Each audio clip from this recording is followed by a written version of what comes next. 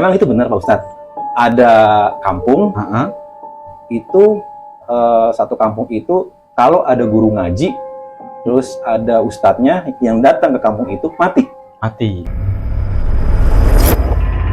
Jadi yang meninggal bukan hanya satu orang? Bukan satu orang, Mbak. Setiap ada ustadz aja dalam satu kampung itu, setiap ada orang yang ngajar ngaji, meninggal. Assalamualaikum warahmatullahi wabarakatuh. Halo YouTube, jumpa kembali di channel Wisata Misteri. Semoga semua teman-teman dalam keadaan sehat dan dalam perlindungan Allah Subhanahu wa Ta'ala. Amin, amin. Kali ini tim Wisata Misteri mengajak teman-teman kita datang nih bersilaturahmi ke rumah Ustadz Burhan ya, karena saya tertarik gitu teman-teman. Kemarin dengar cerita beliau ya, cuman kalau saya dengar sendiri kayaknya gimana ya, kurang sreg gitu loh. Jadi saya ingin kita berbagi cerita ini ya, agar mudah-mudahan kita bisa mengambil hikmah yang positif Pak Ustadz ya. Amin. Jadi hikmah itu kita belajar dari pengalaman hidup seseorang gitu. Nah teman-teman, ini menariknya gitu loh, cerita dari Pak Ustadz nih Pak Ustadz ya. Mudah-mudahan Pak Ustadz mau berbagi cerita ke kita nih, gitu ya. Yang mau berbagi cerita ke kita. Emang itu benar Pak Ustadz? Ada kampung itu satu kampung itu kalau ada guru ngaji, terus ada ustadznya yang datang ke kampung itu mati. Jadi lebih tepatnya begini, dalam satu kampung itu setiap ada orang yang ngajar ngaji, nah itu yang ngajar ngaji itu selalu meninggal. Pada waktu itu. Nah Pak Ustadz, itu kejadiannya kapan dan di mana Pak Ustadz daerahnya itu? Kalau mungkin Pak Ustadz kurang berkenan menyebutkan daerah nama desanya nggak apa-apa, mungkin disamarkan. Takutnya mungkin ada etikanya ya, itu nggak apa-apa, kita juga hormati. Yang penting waktunya aja, kurang lebihnya kapan terjadi kejadiannya gitu. Waktu itu saya masih dalam keadaan thalabul ilmi ya, tepatnya itu saya masih kelas 3 SMP. Oh, masih muda banget Pak Ustadz ya, masih muda sekali ya, SMP ya. Waktu itu saya mesantren di daerah Rengen, Balaraja, itu namanya itu Al-Muqtariyah. Nah, saya di sekolah di sono. Nah, kejadiannya sih gini. Waktu itu kan saya udah mencapai kelas 3 SMP ya. Nah, tiba-tiba ada satu masyarakat itu yang berobat ke guru saya. Oh begitu. Dan lain sebagainya lah gitu kan, cari-cari berobat, karena di satu desa, nggak bisa saya sebutin ini desanya. Cuman daerah Banten gitu ya. Daerah Banten, tepatnya di daerah Kresek. Dan itu memang daerahnya masih kampung bener ya? Sangat-sangat kampung. Jadi tepatnya di Pasar Kresek itu ke dalam lagi itu Bang. Begitu. Jalannya pun waktu itu masih hancur. Jalannya masih hancur. Jadi saya udah bisa bayangkan ya teman-teman ya, daerahnya, desanya memang masih agak terpencil ya, walaupun itu masih di daerah Banten ya gitu. Tapi memang daerah Banten masih banyak daerah terpencil Pak Ustadz ya. Oke, lanjut Pak Ustadz terus. Nah, pada waktu itu kan ceritanya nih, saya lagi kumpulan sama temen-temen tuh di kan kalau dulu itu kan kalau kita nih habis acara ini, santri ini kan keluar. Nah, saya ini ikut keluar nih ceritanya. Nah, tiba-tiba ada dua orang datang salaman ke saya. Saya bercanda nih awalnya, kata saya gini, kok tangannya nyetrum amat, ada apa ya? Nah, ternyata dia merespon di situ. Oh begitu. Nah, pas kebetulan ya itulah dia cerita begini, dulu di rumah saya, katanya di kampung saya nih, setiap ada ustadz atau ada orang yang ngajar ngaji meninggal. Nah, terus saya bertanya dong pada waktu itu, kenapa kok bisa meninggal? Aneh loh, setiap kampung itu kan ada ustadz itu, ada guru ngaji itu, bukannya bagus? Kok meninggal? Yang muda juga Pak? Iya, yang muda juga pada meninggal. Jadi yang meninggal bukan hanya satu orang? Bukan satu orang Mbak, setiap ada ustadz aja dalam satu kampung itu, setiap ada orang yang ngajar ngaji, meninggal. Nggak lama itu pasti meninggal. Meninggalnya dalam kondisi wajar atau tidak wajar? Nah, itu saya pertanyakan kan pada waktu itu. Itu meninggalnya sebab akibatnya kenapa? Nah, dia bilang, jadi kalau di kampung saya katanya, kalau ada orang ada satu orang nih ngebagiin daging kambing Iya. yang hasil dia tuh dibagiin. Nah, Jadi dibagikannya dalam bentuk daging ya. dalam bentuk daging mentah. Dibagiin itu ke si ustadz itu. Nah, yang jadi aneh, si ustadz itu sama keluarganya kagak bisa menolak. Diterima aja kambing. Pemberian daging kambingnya ya. Daging kambingnya pada waktu itu. Nah, anehnya itu setiap dia selesai makan daging kambing dapat 2 atau 3 hari, paling lama 1 minggu itu meninggal. Oh. Entah itu sakit apa, sakit kayak gimana nggak tahu, yang pasti kalau makan daging kambing itu meninggal pada waktu itu. Nah, akhirnya ada dong rasa penasaran di saya. Iya. Kebetulan pada waktu itu kan saya lagi mendalami ilmu kegaiban syariatnya gitu. Iya. Nah, ceritanya usut punya usut, cerita udah sana sini, diajaklah saya ke rumahnya dia. Yang ngajak si ustadz dia, ke rumah si ustadz nih yang bicara ke saya. Itu kan ustadz. Iya. Jadi dia pun dikasih daging kambing, cuma dia kagak meninggal. Karena kenapa yang makan daging kambingnya itu bukan dia. Oh, jadi kalau dimakan ya, kalau nggak dimakan nggak meninggal ya. Meninggal. Jadi yang makan meninggal. Nah, yang makan itu ibunya, ibu si ustadz ini. Ibu si ustadz yang ngajak saya ke sono. Akhirnya diajaklah saya ke sono, ke rumahnya dia kan. Diajak, saya waktu itu disuruh ngobatin ibunya si ustadz yang ini, yang ngajak saya. Iya. Nah, waktu itu ada Haji Fauji ya, almarhum, mudah-mudahan sama Allah diterima amal ibadahnya ya, amin. Karena sama Allah itu dia udah dipanggil. Jadi itu salah satu saksi hidup ya. Saksi hidup banget dari nol sampai akhir. Iya. Cuman beliau karena sudah tidak ada, jadi nggak mungkin kita paling cuma bisa ngedoain aja ya. Doa. Nah, ada satu lagi saksi nyata namanya Leman, orang Kampung Rengit juga. Iya. Tepatnya itu rumahnya di dekat pesantren saya. Iya. Nah, kalau setiap habis ngaji itu kan saya pasti mainnya ke dia. Nah, saksi hidup nih, saya akhirnya sama Pak Leman itu berjalan dong, pergi ini ke rumah si ustadz itu. Iya. Nah, si ustadz itu cerita nih banyak ke saya. Bahwa dia buka pengajian di situ, ngajarin anak-anak kecil ngaji. Nah, tiba-tiba ada orang ngasih kambing, warga situ juga yang ngasihnya. Gitu. Jadi warga situ juga. Iya.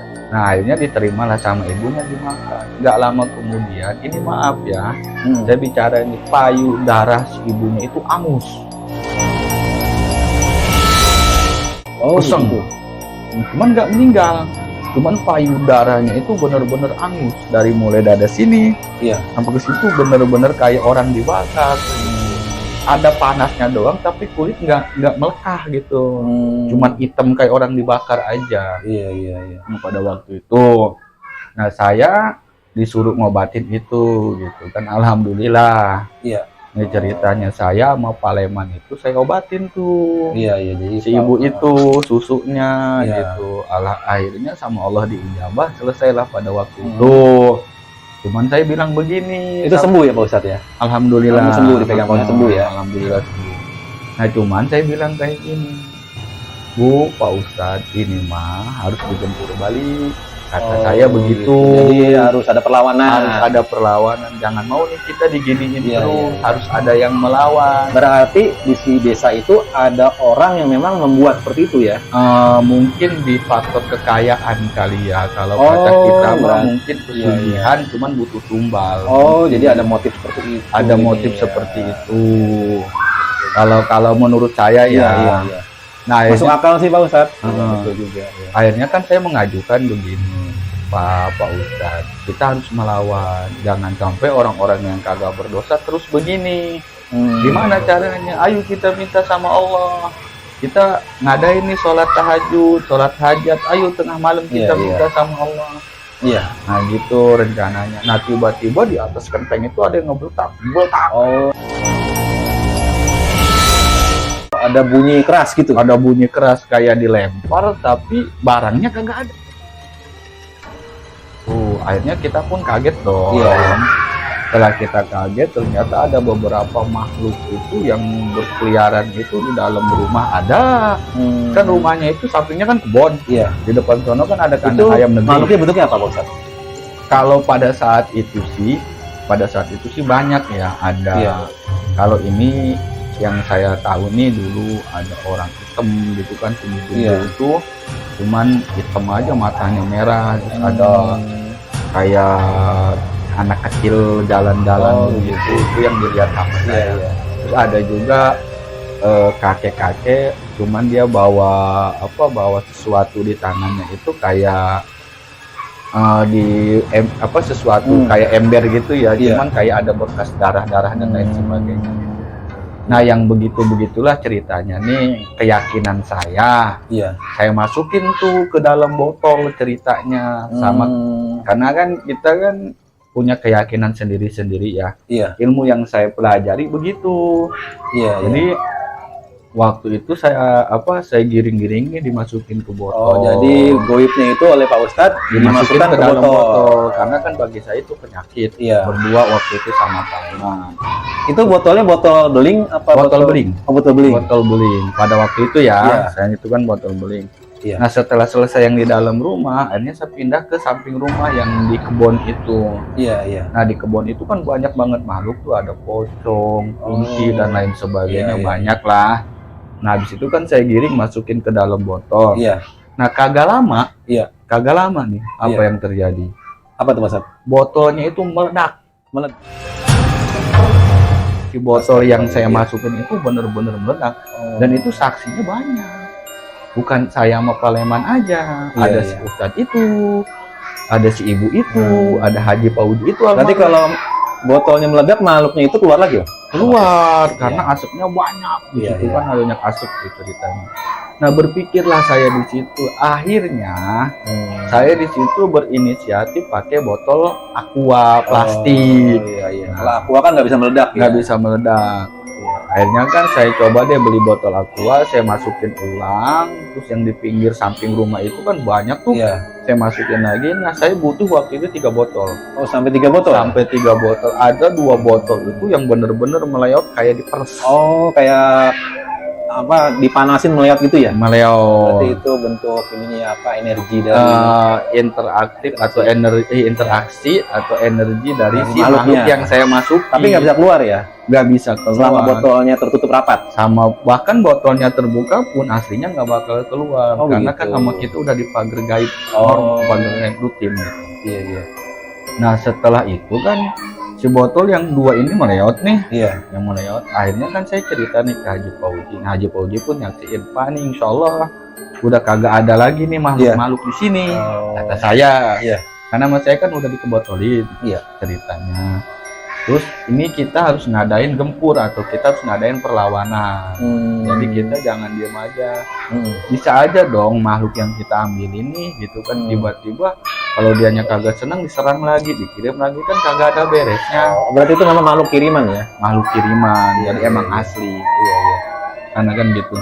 Nah, kata Haji Paudi gini, ya udah coba gua pengen tahu waktu itu dia itu kurang percaya sama yang namanya kegaiban. Begitu. Apalagi sampai makhluk dimasukin ke botol dan lain sebagainya, karena kagak masuk logika. Cuman kalau kita bicara tentang keimanan itu beda lagi perkara kan. Beda lagi perkara. Saya kagak mau menanggapi di situ, cuman saya rasa kasihan ke keluarga si Ustadz ini, lebih kasihan gitu, harus beres nih gitu kan. Terus akhirnya saya laksanain lah malam tuh, cuman sebelum saya melaksanakan itu nih Bang, sebelumnya saya tidur dulu, sengaja saya minta tidur di kamar si ibu yang kena sakit itu ya. Kan dia ada pelambu gitu ya, pelambu yang kalau dulu kan ranjangnya itu kan suka dikasih pelambu tuh, biar kagak ada nyamuk. Saya tidurlah di situ ceritanya. Baru tidur. Itu tengah malam? Sekitar jam 11 atau setengah 12. Menjelang tengah malam ya? Menjelang tengah malam.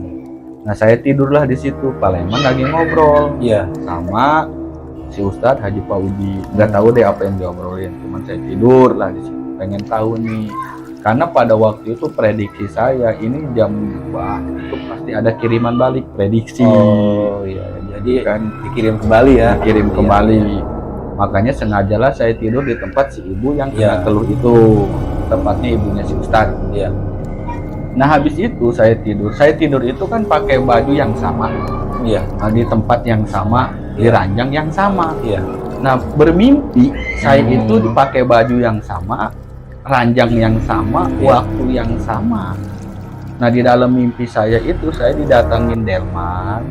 Di belakang delman itu kan ada kayak gerobak itu yang buat orang itu kan kuda nih, itu di belakangnya kan ada tempat duduk tuh orang-orang tuh. Itu ada 4 orang di situ. 4 orang itu pakai baju putih semua, mukanya pucat-pucat, termasuk yang bawa delman. Ternyata yang 4 orang itu, kalau dari pengakuan si Ustadz yang lagi ngobrol sama Paleman yang ngundang saya ke situ, itu Ustadz yang meninggal itu. Oh, jadi dibawa di kereta, di delman tersebut. Delman tersebut. Dibawa, diajak lah di situ ya. Mereka mungkin buat ngejemput saya. Oh, begitu. Nah, di dalam mimpi itu saya didatangin sama delman itu, sama 4 orang di belakang, sama satu lagi di depan itu yang bawa itu. Berhentilah ke saya tuh. Dan posisi saya lagi tidur di kasur itu, di ranjang itu pakai baju itu, pokoknya semua pada waktu serba sama yang saya tidur. Kan nggak logika dong. Kalau kita kan biasanya kalau bermimpi kita ada di mana, kan bajunya baju apa. Kali ini sama persis seperti kejadian yang saya jalanin. Nah, akhirnya dia cuma ngomong gini nih, ayo ikut. Yang bawa delmannya bawa delmannya, padahal posisi saya dalam itu lagi tidur. Nah, diangkatlah saya itu ditarik, cuman yang keluar ini roh saya. Oh, begitu. Bukan saya yang lagi tidur. Jadi raga saya mah lagi tidur. Nah, roh saya. Tapi Pak Ustadz ditarik tangannya, ditarik tangan dan sempat kebangun gitu ya? Enggak. Jadi pas saya ditarik itu kan tangan saya ditarik. Nah, yang keluar kan tangan roh saya roh saya itu sekitar setengah badan saya udah keluar dalam tubuh. Berarti udah sempet keangkat ya? Udah sempet keangkat. Nah, nggak tahu kenapa Allah masih ngelindungin saya. Di pas setengah badan itu saya nggak ada perlawanan. Pada waktu. Berarti semua saya sedot, langsung bangun saya dalam keadaan tangan saya begini. Dalam keadaan tangan saya masih dalam keadaan tangan saya mengepal gitu. Mengepal banget. Akhirnya saya keluar, nyari botol, saya masukin ke botol. Nah, ini si botol itu saya pisahin. Nah, malam lah ceritanya, saya langsung ngambil wudhu, sholat, terus saya ajak Paleman.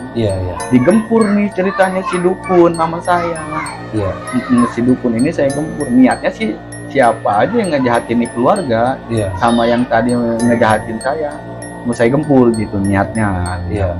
Akhirnya saya laksanakanlah gempuran itu saya sama Paleman. Setelah tirakat sama Allah, memohon sama Allah, barulah saya melaksanakan itu. Setelah selesai, saya bilang ke Haji Fauzi, Pak Haji, sekarang tenang aja, insya Allah kagak ada yang ngapa-ngapain. Haji Fauzi nenggak ke saya dengan emosi. Oh begitu. Si Haji Fauzi, wah saya nggak percaya. Kata Haji Fauzi. Itu posisi Pak Ustadz udah bangun dari tidur ya? Udah selesai sholat, udah ngegempur. Jadi sudah selesai terus sudah bangun dari tidur, kan tadi tidur kan mimpi tuh. Udah bangun. Pas saya bangun itu kan emang keadaan sangat saya ngepel. Itu udah saya masukin ke botol. Saya langsung ngambil air wudhu, sholat. Berarti kan saya udah terjaga, udah tidur. Gitu kan. Nah, kata Haji Fauzi, nggak percaya gua yang begitu-begituan gitu. Karena Haji Fauzi itu kan orangnya gaul, maksudnya dalam arti walaupun dia haji dia kurang percaya sama hal-hal gaib. Makanya dia membuat pernyataan seperti itu. Pernyataannya seperti itu. Nah, saya pun. Terus reaksinya Pak Ustadz? Nah, reaksi saya nih, saya kayak bicara sendiri gitu. Kayak seolah-olah yang ada di badan saya atau yang saya pelajari dulu gitu kan, nggak terima. Kata saya begini, Pak, ini sama saya udah beres. Sama saya udah beres, nanti jam 5 subuh ada orang yang meninggal. Ada yang meninggal? Kata saya. Tapi saya dalam ucapan itu sadar, cuman ini mulut bicara sendiri waktu itu. Berarti yang bicara sebenarnya bukan Pak Ustadz ya, tapi apa yang mungkin didiami dalam. Ya mungkin ya. Cuman pada waktu itu kenyataannya saya ngomong kayak gitu itu sadar. Cuman mulut ini nggak kekontrol, keluarlah ucapan itu. Kenyataan. Ada yang meninggal. Ada yang meninggal jam 5 subuh itu ada yang meninggal. Nanti sekitar jam 10 pagi ada orang ngedorong-dorong gerobak sambil ketawa tiwi. Gila. Kata yang saya, dari ada orang yang bakal gila gitu? Bakal gila sambil ngedorong-dorong gerobak. Itu tepatnya jam 10 pagi. Kata gitu. Saya. Jadi sampai jamnya pun jelas jam 5 pagi dan jam 10. Jam 10. Nah, kalau Haji Pauji pada waktu itu, kalau Haji Pauji nih pada waktu itu ya, nggak percaya nih kuping saya taruhannya. Wah, kata saya. Iya. Setelah saya selesai ngomong, deg-degan dong. Iya. Siapa yang kagak deg-degan kuping mau dibasmi? Iya. Iya dong. Betul. Deg-degan ganteng-ganteng gini kuping Iya. dibasmi kan waktu itu. Iya. Nah akhirnya tidurlah kita selesai, kata Haji Pauji. Oke deh kita lihat. Udah dong tidur dong. Itu kurang lebih posisi sudah di jam berapa tuh? Itu udah jam 3. Jam 3 pagi hampir ya, ke, dini hari. hampir ke jam 4, mungkin ya. setengah 4 gitu. Iya. Akhirnya kan saya tidur sholat bareng, karena sewaktu itu kan subuh bukan jam 5 tapi Iya. setengah 5 itu Iya, kan iya. sholat bareng. Nah Dan kemudian apa yang terjadi? saya pulang lama Palembang karena kan saya harus ngaji subuh di pesantren. Iya. Ngaji subuh. Pulangnya jam sekitar jam 12 siang, Iya. habis 12 sholat siang, dohor, Haji iya. Pauji ke saya datang. Oh. Itu kaget tuh, seorang haji cium tangan ke saya. Oh, Santri. jadi sikapnya langsung berubah ya? Langsung berubah total. Sampai bilang badannya gemeter begini. Iya. Bener ya, jam 5 subuh ada yang meninggal. Jam 5 subuh ada yang meninggal. Ada yang meninggal. Jam 10 ada orang ngedorong-dorong gerobak sambil ketawa tipis, telanjang Jam 10-nya ada orang yang ngedorong-dorong gerobak sambil telanjang. sambil ketawa tipis, Iya. telanjang. Oh. Terus dia tanya, itu yang meninggal siapa? Ya itu dukun yang ngerjain kamu, yang ngeluh-ngeluhin orang itu. Oh, jadi yang meninggal itu akhirnya terbongkar dukun itu. Dukun itu gitu kan. Terus yang ngedorong-dorong gerobak ya itu yang ngebagi-bagiin Daging kambing daging itu. kambing itu. Oh, jadi dari situlah terkuak misterinya ya, Pak Misteri Ustadz, ya? itu. Nah emang dari saksi mata katanya ada beberapa ustadz yang meninggal itu kuburannya digali. Iya. Itu jadi kayak pohon pisang gitu, batangan pisang. Gedebong pisang. Gedebong pisang. Oh. Ada beberapa. Iya, Itu sih iya. kurang tahu jelasnya ya. Cuman Iya. itu kan cerita ke saya. Ceritanya, iya. Nah kalau saya kan ngalaminnya itu sebatas dari pengobatan itu. Oh, Gitu. Nah makanya alhamdulillah disitulah kita terjalin silaturahmi baik dari Haji Pauji, Iya. Paleman, saya dan keluarga si Nah, Ustadz. jadi Pak Ustadz intinya setelah kemudian Pak Ustadz sendiri mengadakan perlawanan ya dan pembersihan itu, akhirnya terkuaklah misterinya. Misterinya itu. Bahwasanya memang di desa itu yang membuat meninggal Ustadz dan guru ngaji adalah orang yang memang sengaja Ngejalanin pesugihan. Oh, jadi Iya. motif pesugihan. Motifnya. Dan Jadi dia tumbal. butuh tumbal. Cuman Iya. di pesugihan itu kan kalau yang saya tahu nih, orang nih datang buat pesugihan itu kan ada perjanjian khusus. Mungkin ini perjanjian khususnya ke para ustadz. Mungkin Sengaja yang di ini malah yang ustadz ya. diincar ustadz gitu. Iya. Poin pentingnya sih bagi saya begini, Iya, kita itu sebagai orang Islam, betul. itu kan kita Iya. sebagai umat Islam itu kita harus benar-benar meyakini yang namanya adanya goib. Betul. Karena semua makhluk hidup itu Allah ciptakan, Iya. baik dalam wujud nyata manusia, Iya. wujud goib, dan yang kita harus tahu, kita juga kan harus sadar diri. Makanya kenapa kita harus belajar iman, keimanan, keyakinan. Iya.